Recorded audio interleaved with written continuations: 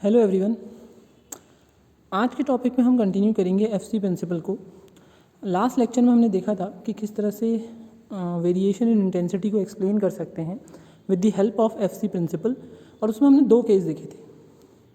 तो जल्दी से क्विक रिवीजन करते हैं कि एफसी प्रिंसिपल क्या है और उसके बाद केस 3 की तरफ बढ़ेंगे। केस 3 वाला ऑब्जर्व केस था जिसमें हमें प्रोग्रेशंस को ऑब्जर्व करते समय कॉन्टिनम देखने को मिलता है, मतलब कंटिन्यूस डार्कनेस देखने को मिलेगी अगर हम एब्जॉर्प्शन स्पेक्ट्रम स्टडी कर रहे हैं। तो एफसी प्रिंसिपल क्या था? एफसी प्रिंसिपल ये कहता है कि अगर मॉलिक्यूल में इलेक्ट्रॉनिक ट्रांजिशंस हो रहे हैं तो ये इलेक्ट्रॉनिक ट्रांजिशंस इतने फास्ट होते हैं कि इनके दौरान जो इंटरन्यूक्लियर सेपरेशन है वो चेंज नहीं होगा। अगर हम वाइब्रेशन हो भी रहा है मॉलिक्यूल का, तो वाइब्रेशन के कंपैरिजन में इलेक्ट्रॉनिक ट्रांजिशन इतने फास्ट होते हैं कि जो जंप होगी उसके दौरान इंटरन्यूक्लियर सेपरेशन सेम बना रहेगा, और इसे ही हम एफसी प्रिंसिपल कहेंगे। इसका मतलब क्या है कि एनर्जी लेवल डायग्राम में जब हम जंप को दिखाएंगे तो जंप को हम एक वर्टिकल लाइन से दिखाएंगे जिसमें आर की वैल्यू या इंटरन्यूक्लियर सेपरेशन चेंज ना हो। तो इस प्रिंसिपल का यूज़ करके हमने केस 1 और case 2 for variation in intensity देख लिया था। अब बात करते हैं केस 3 की। तो सबसे पहली बात करते हैं कि कॉन्टिनम स्टेट्स क्या होती हैं या कंटिन्यूम कब होता क्या है in case of diatomic molecules और क्यों बनता है। तो किसी भी डायटोमिक मॉलिक्यूल के लिए जो मोर्स फंक्शन या पोटेंशियल फंक्शन है वो कुछ इस तरह का दिखाई देता है, डिनोटेड बाय ब्लू लाइन, और जो ब्लैक लाइन्स है नीचे वो रिप्रेजेंट करती हैं वाइब्रेशनल लेवल्स को। एनहार्मोनिसिटी की वजह से ये वाइब्रेशनल लेवल्स नज़दीक आते जाते हैं जैसे जैसे हम ऊपर बढ़ते चले जाएंगे।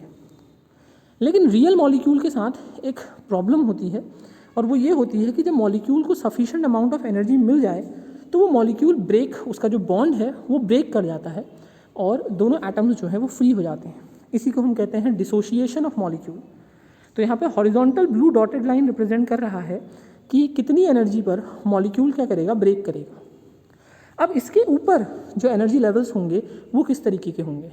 देखो, जब तक मॉलिक्यूल ब्रेक नहीं कर रहा है तो वो एक डायटोमिक मॉलिक्यूल की फॉर्म में है, और क्वांटम मैकेनिक्स के अकॉर्डिंग उसके मॉलिक्यूल, उसके जो एनर्जी लेवल्स हैं मॉलिक्यूल के, वो डिस्क्रीट होते हैं, मतलब उनके बीच में डेफिनेट सेपरेशन होता है। हालांकि ये सेपरेशन घटता चला जाता है। अगर मॉलिक्यूल को इतनी एनर्जी मिल जाए कि वो डिसोशिएट हो जाए इनटू एटम्स, तो उसके बाद वो दोनों एटम्स फ्रीली मूव करते हैं, उनके पास काइनेटिक एनर्जी होती है और उनके बीच जो बॉन्ड होता है जो कि पोटेंशियल एनर्जी के रिस्पॉन्सिबल है वो ख़त्म हो जाता है।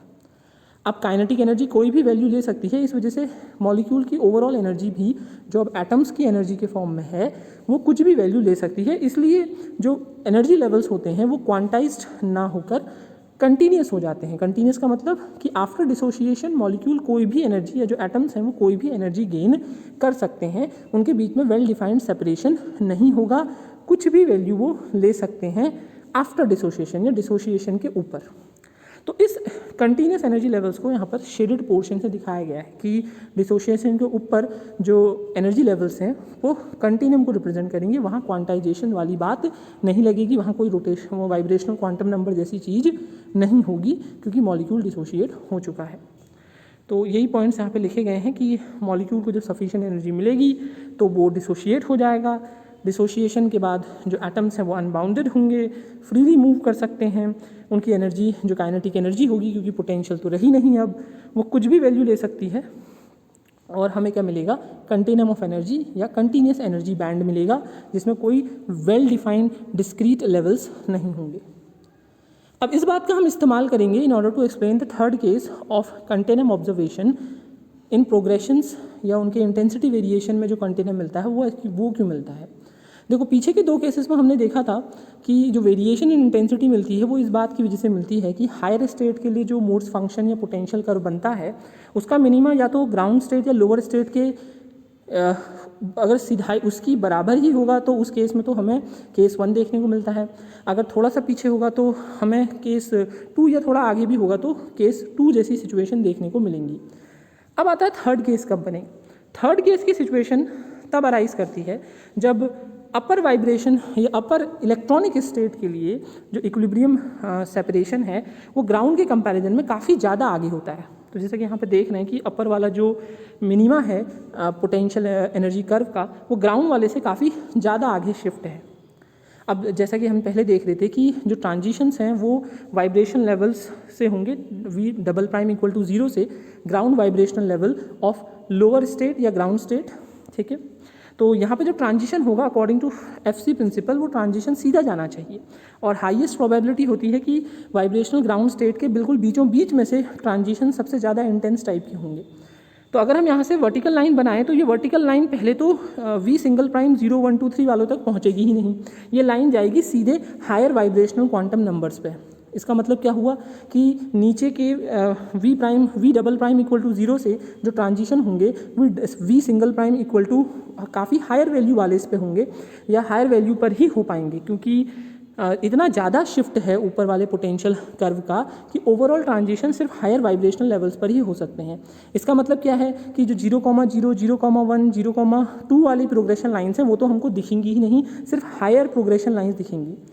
उसके अलावा क्या हो सकता है कि डिफरेंस क्योंकि इतना ज़्यादा है या जो शिफ्ट है आगे को इतना ज़्यादा है कि जब ट्रांजिशंस होंगे तो वो ट्रांजिशन ऊपर के जो कॉन्टिनम पे हैं उसमें भी हो सकते हैं। मतलब अपर इलेक्ट्रॉनिक स्टेट की जो डिसोसिएशन एनर्जी है उसके आगे भी ट्रांजिशन हो सकता है from the lower electronic configurations. तो जब ऐसा होगा तो हमें क्या देखने को मिलेगा, कंटिन्यूस एनर्जीज या कंटिन्यूस एब्जॉर्प्शन देखने को मिलेगा और वहाँ पर डिस्क्रीट लाइन नहीं दिखेंगी। तो ये पूरा एक्सप्लेनेशन है कि एफसी प्रिंसिपल में कैसे थर्ड केस में हमें सिर्फ और सिर्फ हायर लाइंस देखने को मिलती हैं। एक तो बात ये हो गई और दूसरा ये है कि वो हायर लाइंस भी अल्टीमेटली जो हैं कंटिन्यूम बनाती हैं। हायर लाइंस क्यों मिलती हैं? क्योंकि शिफ्ट इतना ज़्यादा है कि ग्राउंड इलेक्ट्रॉनिक या ग्राउंड वाइब्रेशनल या लोअर वाइब्रेशनल स्टेट से जब जंप होती है तो वो अपर वाली सिर्फ हायर वाइब्रेशनल स्टेट पर ही हो सकती है।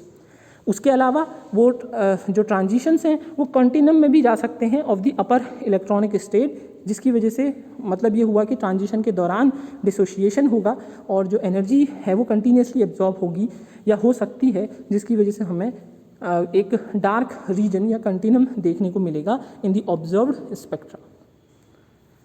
तो ये है फाइनल केस और इसके साथ ही एफसी प्रिंसिपल क्या हो जाता है, कंप्लीट हो जाता है।